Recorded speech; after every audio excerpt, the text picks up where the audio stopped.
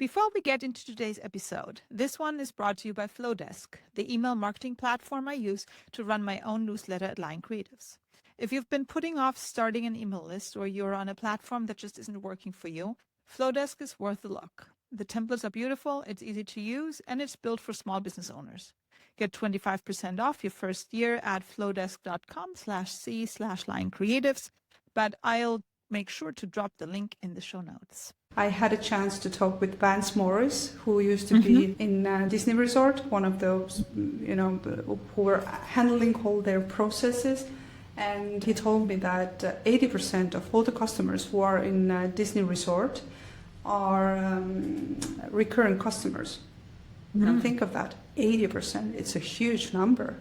So how can we make our businesses better so that people do want to work with us, do want to come back? Welcome to This Might Get Creative, a Behind the Brand podcast by Lion Creatives. I'm Svenja Lion, and in each episode, I sit down with local business owners and entrepreneurs to share their stories, how they got started, what keeps them going, and what makes their business stand out. My goal? To help more amazing businesses be seen, supported, and celebrated.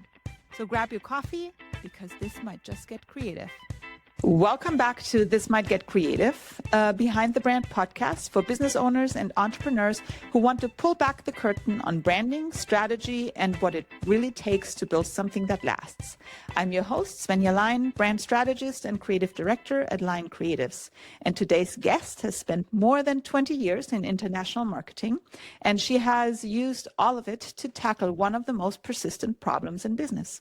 The fact that most CEOs don't trust their marketing and most marketers are running on empty. Mari-Liis Vaher is a marketing strategist, author, and the founder of Powerful Marketers, a global learning and community platform for marketers and business leaders. She built and exited a 7-figure business, has worked with companies across Europe, the US, and Latin America, and recently published The Greatest Marketer, a 5-step field guide for anyone who wants their marketing to connect to growth. She's based in Estonia, and she was just in New York City in February. So we are catching her in a good moment. Mari-Liis, welcome. I'm really glad you're here. Thank you. I'm really happy to be here. Awesome. So before we get started, let's start with you. So you're based in Estonia, and you worked with companies across Europe. So tell me what you do, what it's all about. Well, usually our work is nowadays related to helping those organizations to align marketing with sales, because that's the biggest issue, and that's why those 70% of CEOs don't trust marketing and marketers, because they don't see how marketing helps them to really grow their business.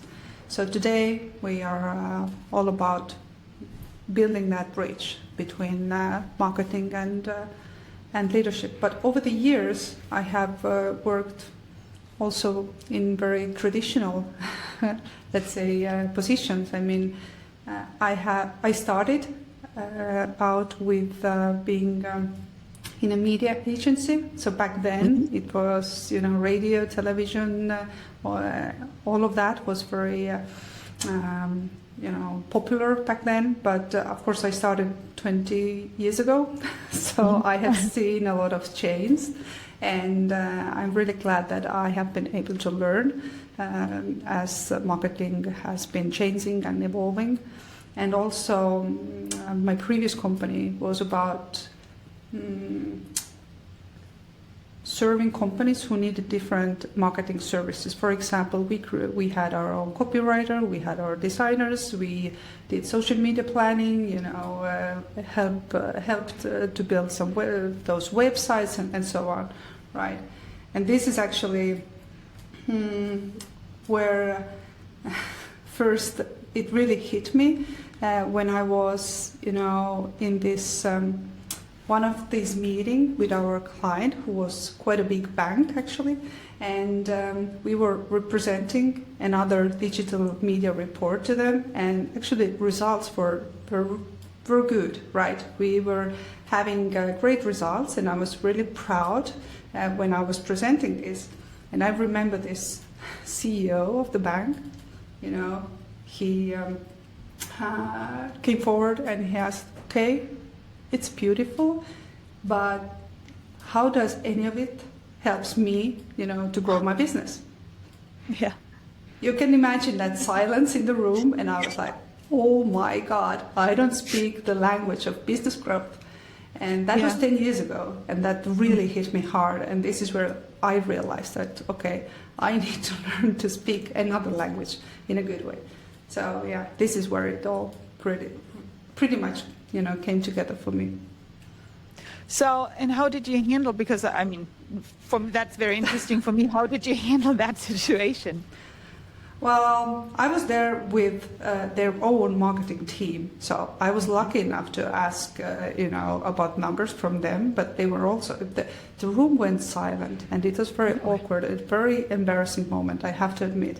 And I remember when I left that building, I was crying. I was, in my car. I was like, oh my God, what did we do? That feeling, that, right? Yeah. Yeah. And well, to be honest, they continued to be our client. It wasn't something bad, actually. And of course, I realized that only later. So at first, of course, I was in shock.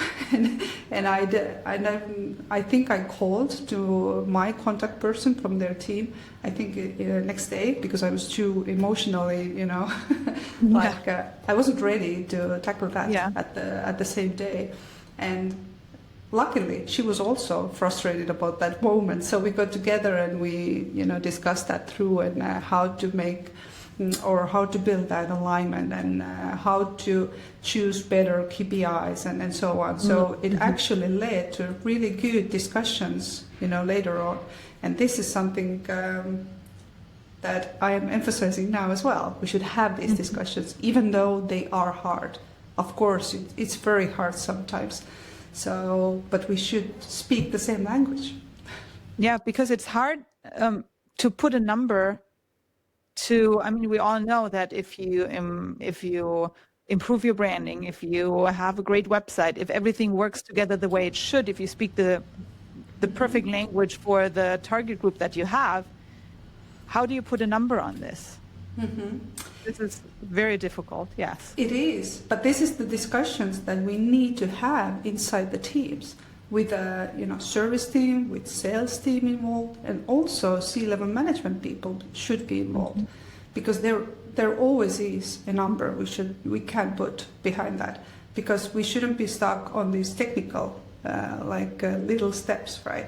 So we should see the bigger picture, and we should all think of the whole client journey, and how much it's in for them, and how can we gain more clients, more leads, how can we nurture them. So it's all like a really big flow, to be honest. And I know that. Yes. And even going through, because I just little background, I just switched CRM systems in order to get exactly that information that you just talked about, because I need to know where the leads are coming from. I need to know, what marketing efforts and the money that you put into those marketing efforts, if they have a return. And if you don't track it, if you don't have a system set and built, you never know. You lose track of the numbers because you don't know where it's coming from. So it's funny that we have this conversation today when I was just trying to wrap my head around this. Yeah, that's really good. And I would always say that we shouldn't measure everything, because it's too much, it's overwhelming, right?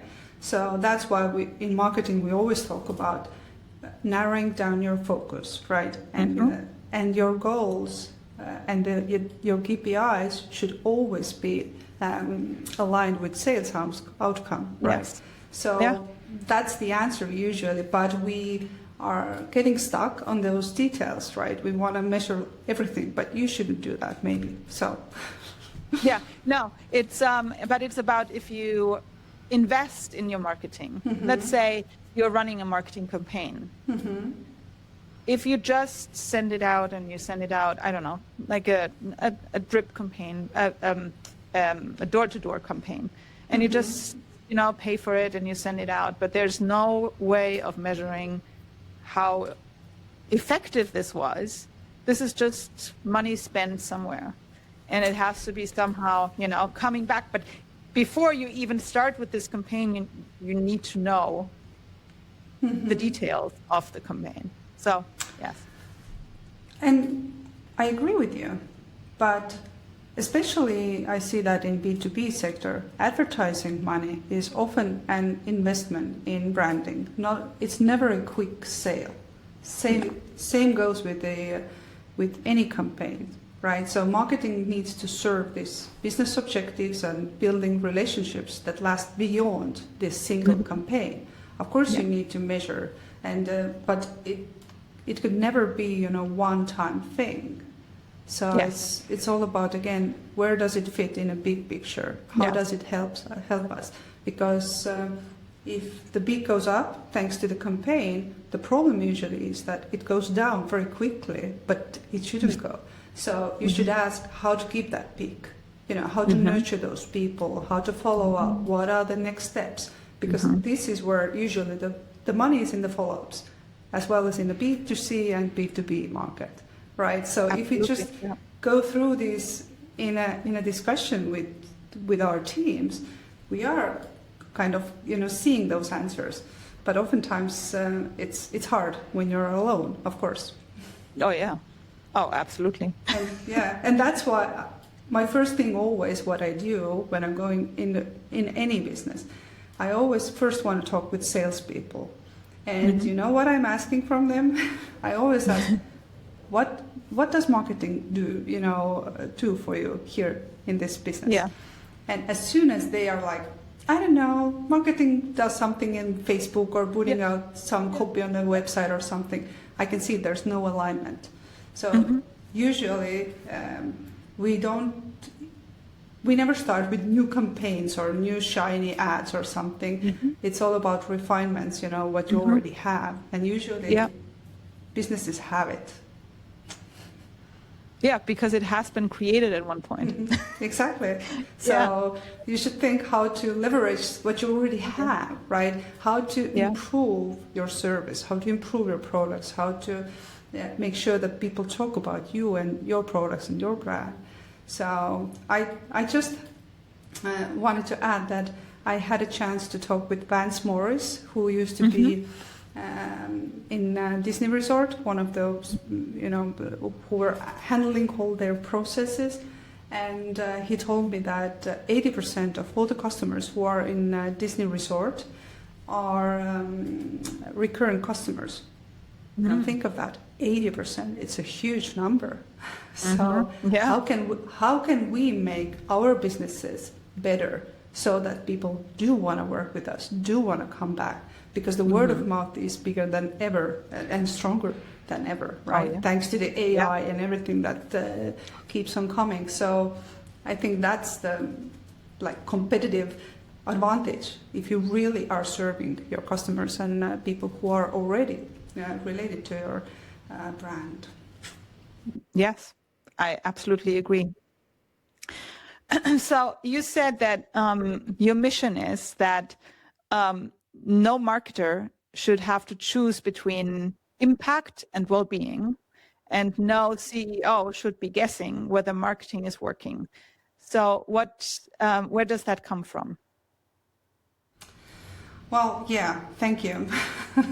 This is exactly where it started. It started with that when I was, presenting these results to this bank team, right? Where this, excuse me, CEO actually, talked another language, if I may say so.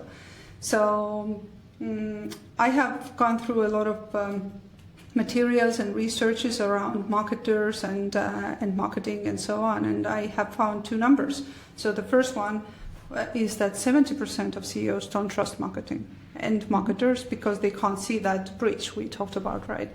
And but the other number is that 75% of all the marketers have felt, that they are burning out and they are frustrated because there is so much to do. and they're like hamsters in a wheel, putting out fires every day. They're very hardworking people, but they feel underappreciated because people don't get, what is marketing exactly. So what I also talk about a lot is that marketing itself has a huge branding problem. I mean, marketing as a term has become something that everyone uses, but few understand. So think of it. Too often it is either over or undervalued in business, with people expecting a miracle, right, to save a failing service maybe, or it is often also seen as a mere social media buff or fluff, right? So marketing is not really an event or a one department that should be in silos.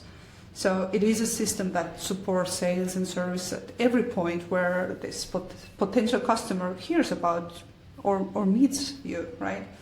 So I hope I answered your question. Yes, no, absolutely. It's and to jump into this conversation a little bit more, it's not just your brand that obviously needs to be perfect for your business, but it's also the way you as the leader or you as an employee present this brand to the outside. That's also part of the marketing. Of course. So there's a lot of different aspects to the brand, how it works. And it's not just one thing. It's not just the logo. It's not just the website. It is everything together. It's your business culture. It is how you talk to your clients. It is the words that you put on the ads. It is the ad that you send out. Are you just sending out physical flyers, or are you active on social media? And it depends on where and how you present your brand. And this all together is the marketing. And I 100%. agree. A lot of people, 100%. Yeah. That's the problem. That's why I'm saying that marketing itself has a branding problem. And in my book, I actually compare this to an orchestra. There's a lot of details, and it all needs to sound very, good together, right? So, but this alignment that requires a lot of teamwork, and same goes with the marketing. So the biggest problem I see with the marketing is that people are, proposing on the first date, right? I mean, people are just they don't think how relationships and trust take time, right? You don't propose on the first date, you build that trust.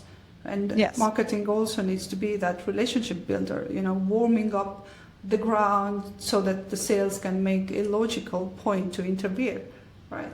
So, but too often all the campaigns are about, buy now, do this. And even if I buy, something once from you, and it didn't meet my expectations, you have lost me forever. Yes, and it doesn't matter if you improve your product. It doesn't matter if my first impression does not match with what I was hoping for when I saw your ad. Let's say your product arrived broken, or in a service industry you didn't, you didn't create the business cards the way I thought it was, I wanted to have it. I don't think I would come back. And it takes a lot of effort to get me back. Exactly. And that's, yes, and that is one part of the problem. And you described it perfectly, that it all works together as this orchestra. And if one little thing is out of line, it doesn't sound good anymore. Yeah, and you can already hear that, right? You cannot maybe explain that, but you can feel like, okay, something is off, right? And the same goes with us. If you think about all, how we make decisions every day, we are also, just a customer to certain brands, right? And and all the other people are no different, right? We all feel those things, and sometimes we can't even explain that, right? Yeah. And here I want to add something to it. It's what I'm noticing now with AI. Because AI, I mean, I'm not saying anything against AI. I use it, you know, it's super helpful. It is a time saver, absolutely. But when I now look at bigger brands and I look at the captions on social media, and because I am working with AI a lot, so I know kind of the way it writes and I know kind of the typical words it uses and, you know, all those things. So when I start reading a post and I was initially interested in this product or in this service, and I feel that this was written by AI, I don't know. Then I'm like, oh, it's not unique anymore. Exactly. You know? Even though, I mean, absolutely, AI has lots of benefits, and I'm not saying that I never used AI to write a social post. However, I can feel it now in my own experience, in my own behavior, that I'm stepping away from posts and from businesses that are just sounding like AI because it's just not personal anymore. So it's something to consider, and maybe also in what you said at the beginning, to go back to these relationships. Because a relationship that you build with AI is not really a relationship. So if you talk to the people, to your clients, and build those connections, it is much better than, you know, all this social media. I couldn't agree with you more, because the way I see that is that we live in a world with too much information but too little meaning. Yeah. And advertising is increasingly distrusted. And Google has been replaced, of course, by smart assistants and so on. Again, also, I'm not against AI, but I think in this new reality, I think this authenticity, you know, is really this competitive advantage. And also, of course, a well thought out systems, which can be built with the help of AI. I'm not against that. Right. No. So, but we cannot rely on, you know, AI with building relationships for us, because, as you said, you recognize this, you know, yourself. I do as well, and actually, all of us will do that. Maybe not consciously, but we do, right? Yeah. And people, at first, when it came, it was interesting, but now people are already tired. Yeah. No, because everybody just writes the same thing. Exactly. And I just recently had, let's call it a fight with Claude, because I told him that and for some reason, and I don't know, because I'm talking like that or because that's just what it is, it uses the word actually in every single sentence. This is actually the best advice. This is what I actually mean. And I'm like, oh my God, why do you always say actually? This is awful, so please don't use it anymore. It doesn't stop. Now it uses it less, but I told him to not use it at all. Yes, that was my little fight with Claude. No, I know that. Yeah, we all are having these fights on a daily basis, and I'm also fighting with with AI. So, but still, I think we can be much more efficient, you know, with the help of AI, of course, and so on, right? But it shouldn't take over, you know, the empathy part and the building relationship.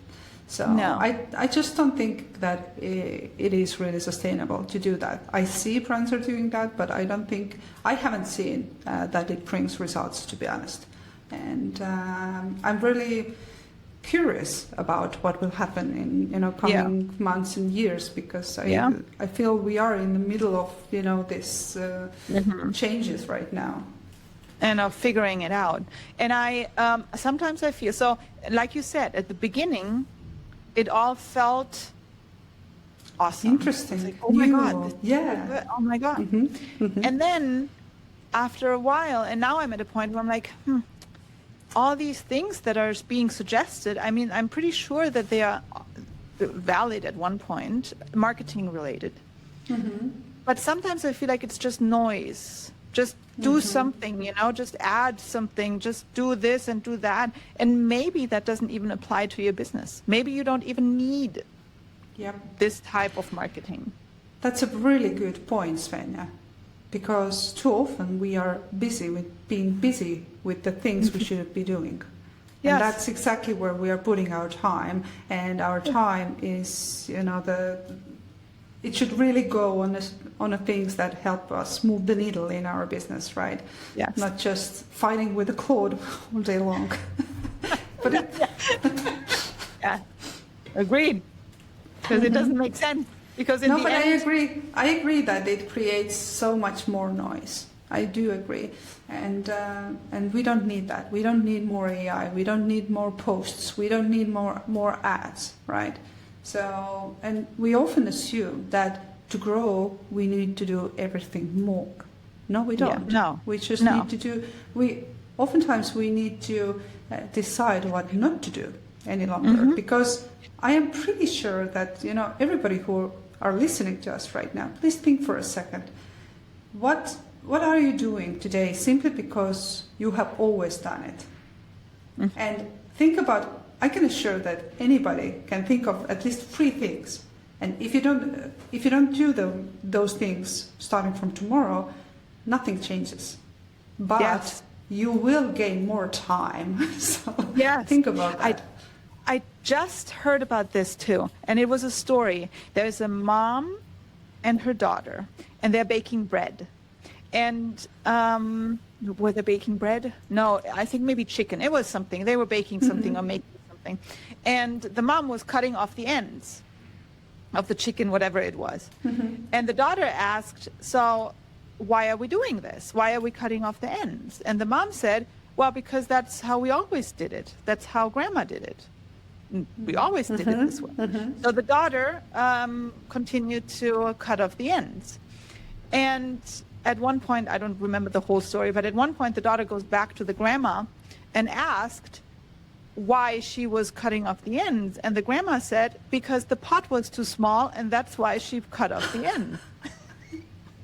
Oh, I love that. But that is the perfect story for, well, that's how it's always been done. So we just continue to do it without really looking at it and questioning, well, why are we cutting off the ends? Why are we doing it this way? I love that story. I would really like to share that also with our community. Yeah, no, you can't. I don't remember where I heard it. I heard it somewhere, and I'm like, oh my God, that is so true. Yeah, it is. Yeah. It really is. We should always question about the things that we do and the things we shouldn't be doing, and because there is so much resources waste that I see, and by resources I mean our time, our energy, all the things we do. If you're a business owner and you've ever wondered why your brand isn't pulling its weight, I built something for you. It's called the Brand Audit Scorecard, and it's completely free. 10 questions, takes about 5 minutes, and it'll show you exactly where your brand is strong and where it's losing you clients. You can grab it at linecreatives.com/brand audit scorecard, and the link is in the show notes. All right, let's get back to it. So when you you said that 70% of the CEOs, they don't trust that marketing delivers growth. So when you say that to marketers, how is their reaction? Usually, they agree with me. They are nodding because they feel that every day. They see that, they feel underappreciated oftentimes, right? Yeah. And that's really a sad part of it, I would even say. And that's the reason that I'm on a mission to help them, right? Because I have seen those brilliant, and I mean brilliant marketers burning out, and while business owners felt like they were, also throwing money into a black hole because they couldn't see the ROI and so on, right? So, and it has reminded me a lot of my own, lost in translation moment that I shared, right? And that's why, I wrote the book to end that cycle of frustration for the marketers. Yeah. So I can see that they're really with me usually, like, this is where we are, how to make sure that they will see that we are actually creating value. And the short answer is that through the right questions, because you can never go and tell that this is what we need to do, because no marketer can tell that. I'm also not a magical marketer who can tell you what to do. We are all here to ask the right questions so that people would, start thinking along, and we can create something greater together. Yeah, and that is a problem that I run into often as well, because I'm focusing on the branding side, so I'm focusing on the way the businesses, how they look, how they feel.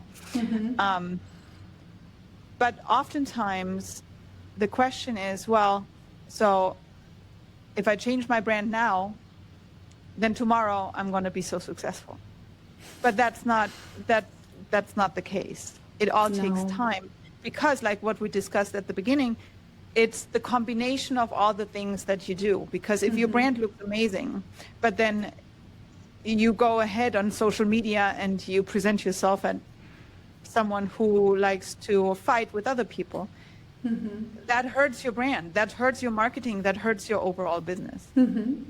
So, and that's what needs to be understood by all parties.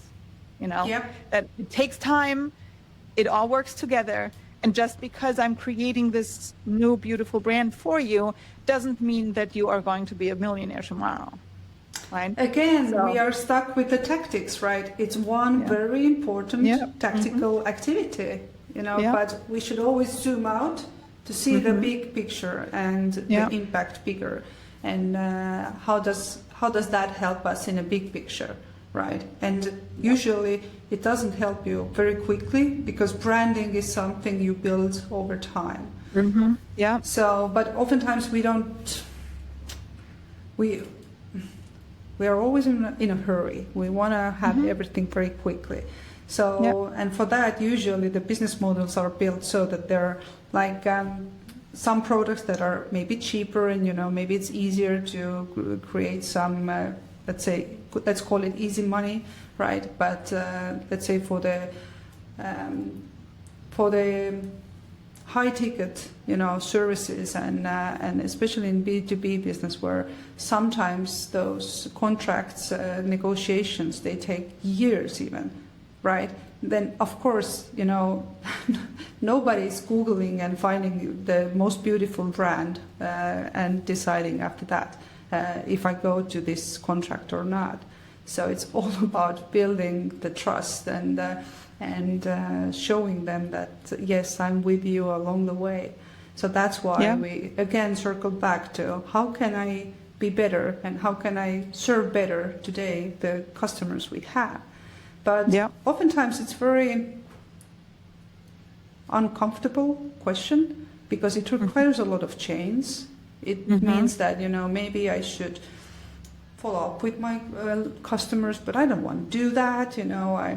It's not so convenient for me. And, these are not very discussions that people are waiting to have. So that's why, again, I'm not saying it's very easy, but it's doable, and you can do that step by step, just like any other change management you do in the business, right? It takes time, but still the team has to be aligned. And also one thing may be useful to remember, that it's not about me in the business or you, right? It's about the collective goal we have. And we often forget about that.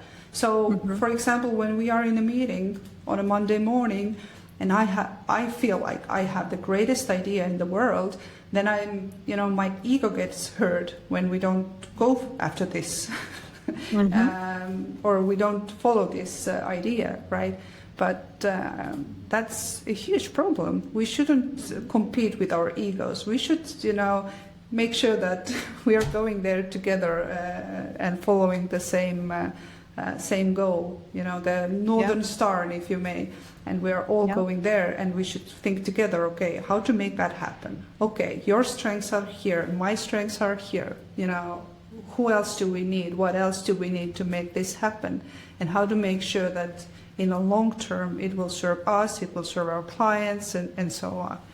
So it's a journey, but it's worth it. Yeah, no, absolutely. Because then in the end, once you reach that goal, It is so, satisfying. It is so, everybody can be Powerful. proud of it. Yeah, it is Yeah. powerful. Exactly. And this, Yeah. and this is our achievement, and we can all celebrate together. And that's huge. Yeah. That should be Agreed. Yeah. Yeah. So, tell me about the book. So the book, I mean, we already talked a little bit about it, but it has 5 steps. So the 5 steps are mindset, strategy, marketing, communication, and leadership. Yes. So why do you start the framework with mindset? Well, that's a very good question. And people often ask me why do we start a marketing book with a mindset? But again, if you think of 75% of marketers who are feeling that they are on the edge of burnout or frustrated, then this is why you should start with mindset. For example, if you think about a plane, they always say that in case of danger, you put your own oxygen mask on first, and then you can help others.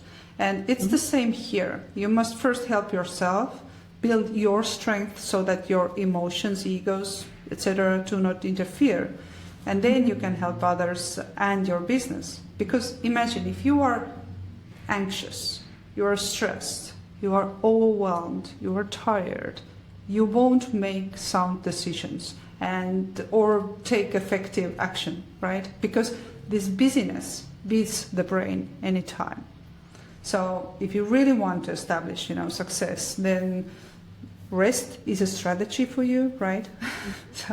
These are the things I talk about.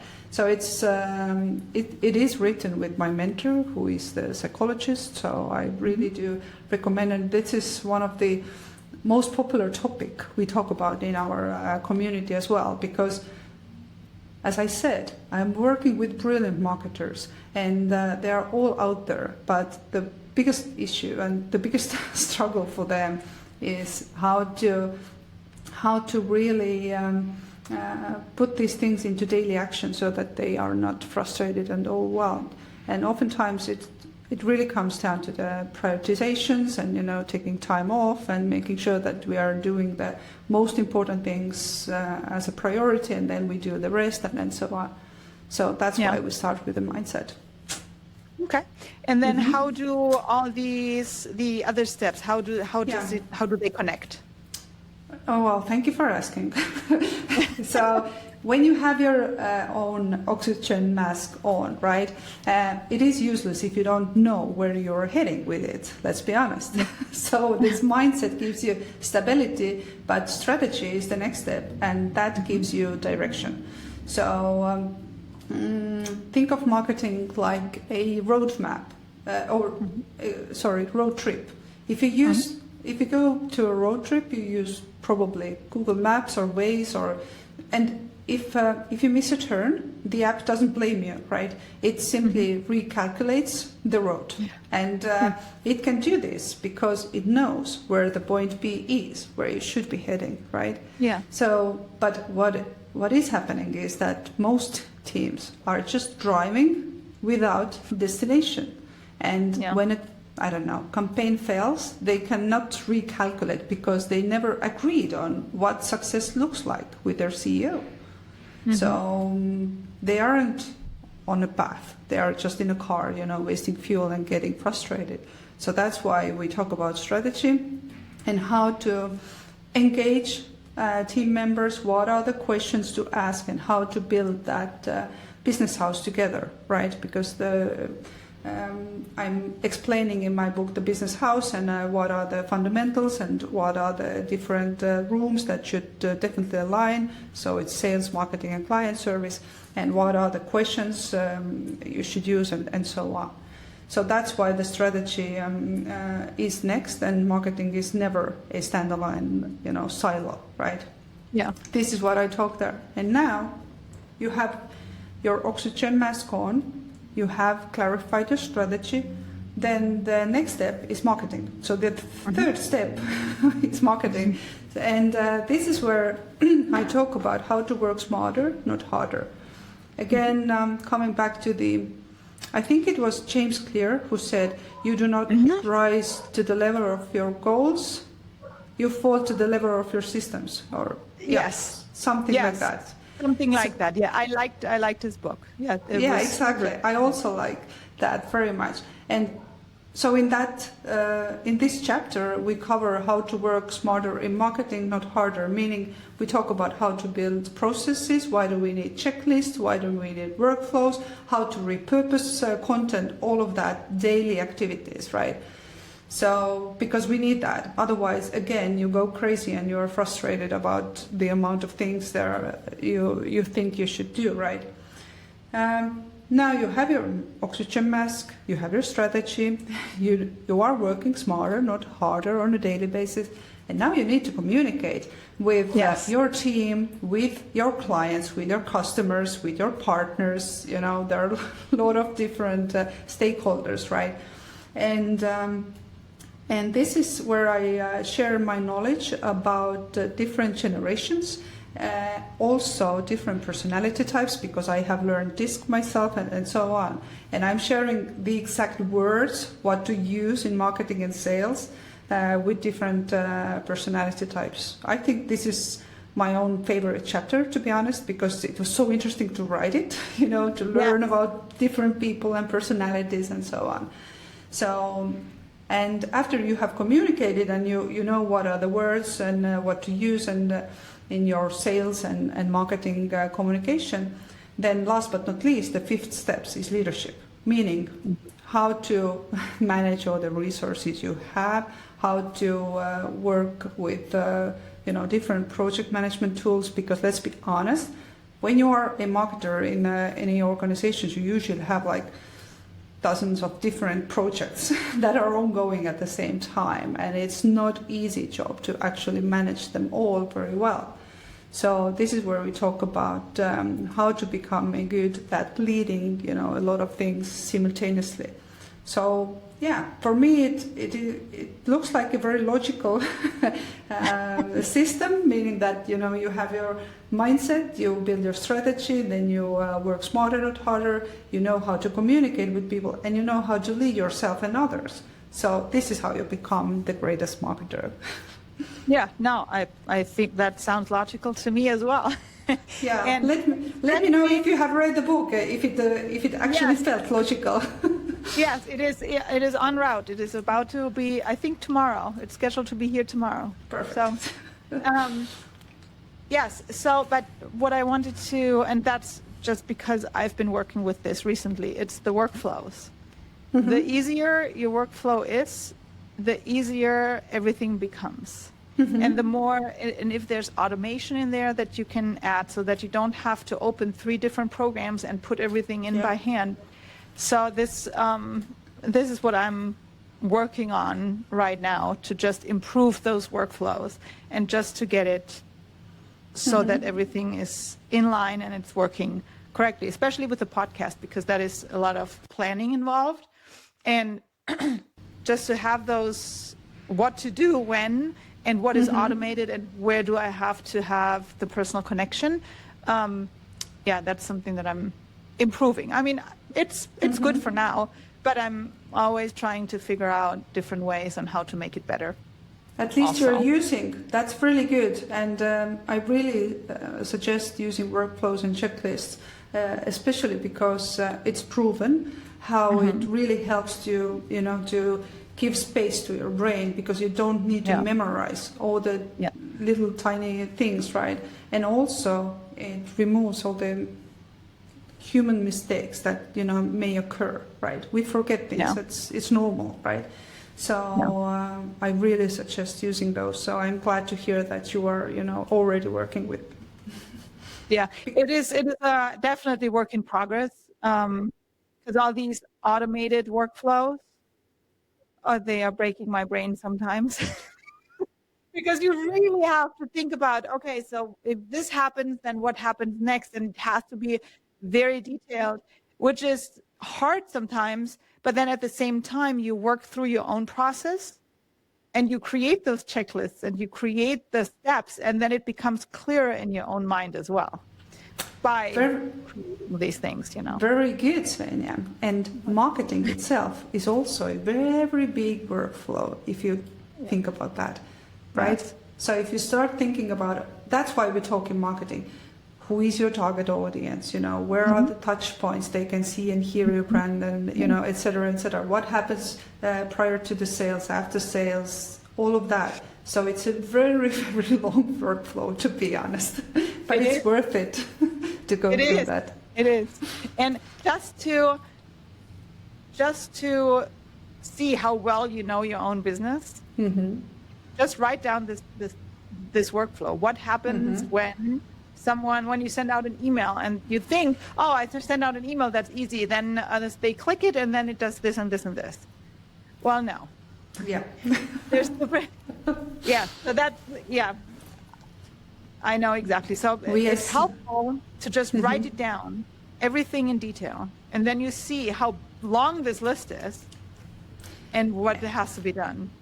And this is an exercise everybody should do, because in our heads, everything seems quite easy. But as soon as you need to write it down, you have to structure your thoughts. And it might be really hard. And you can never assume that people understand about your business if you don't understand yourself even. Exactly. So it's a really good exercise for everybody. And that's where AI can come very handy, because it creates checklists. It does that and keeps everything in order, and then sometimes it even tells you, well, maybe you have to do this. Exactly. So, it reminds you things. That's good. Yeah, exactly.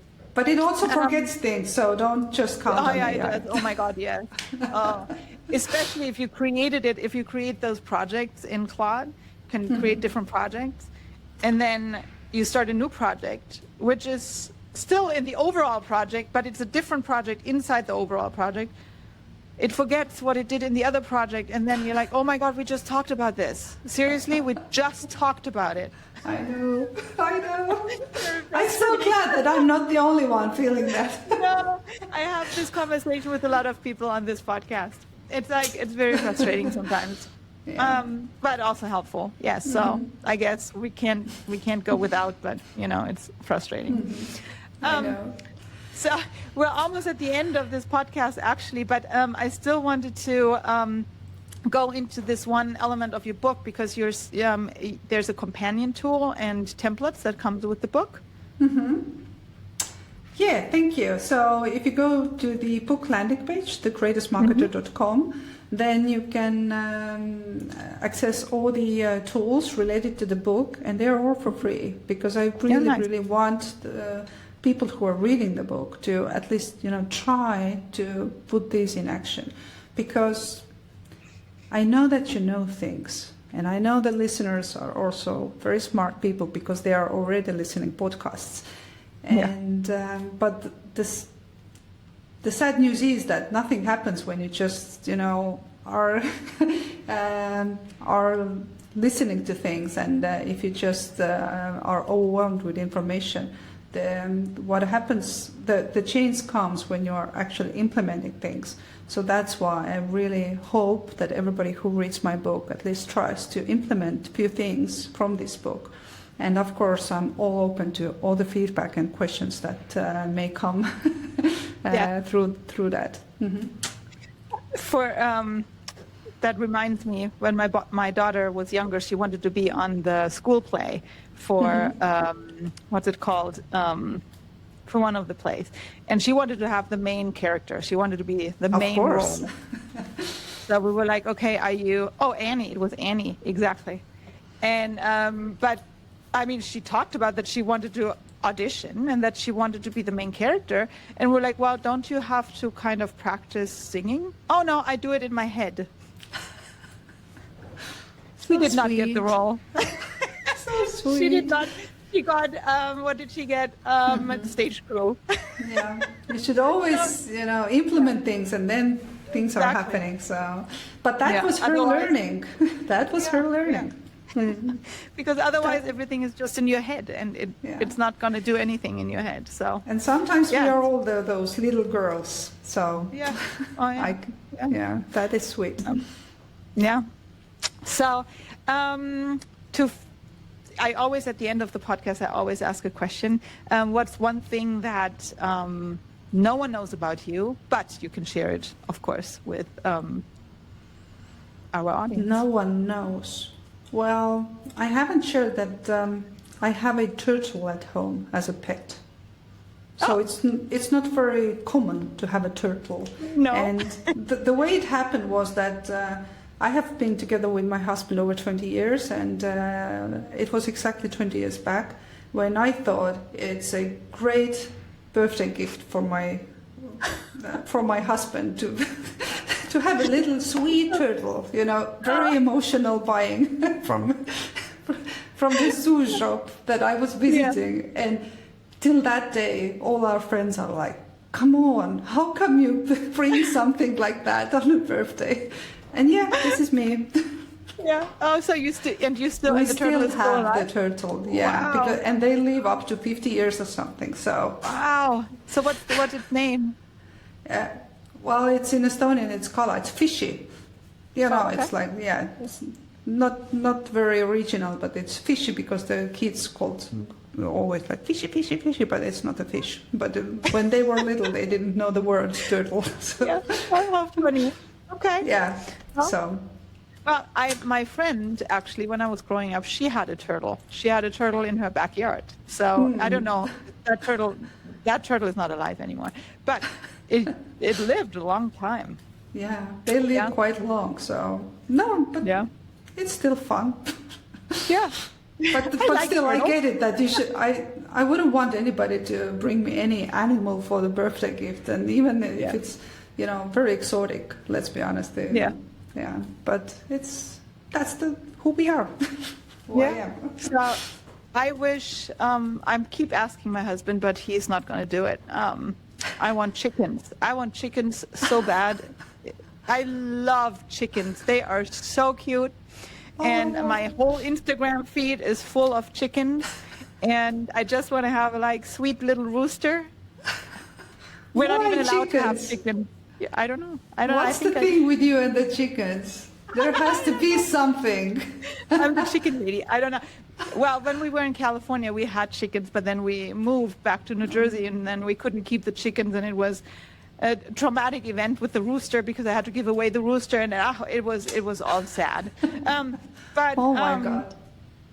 Yeah, in my mind, the rooster is still alive. We gave him to a farm whose rooster, so their rooster was eaten by a coyote, so that's why they needed a new rooster.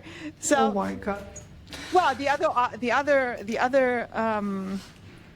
If we wouldn't have found this farm that needed the rooster, it would have been the soup pot. So I preferred the farm. Oh my God, that is so sad. I'm sorry.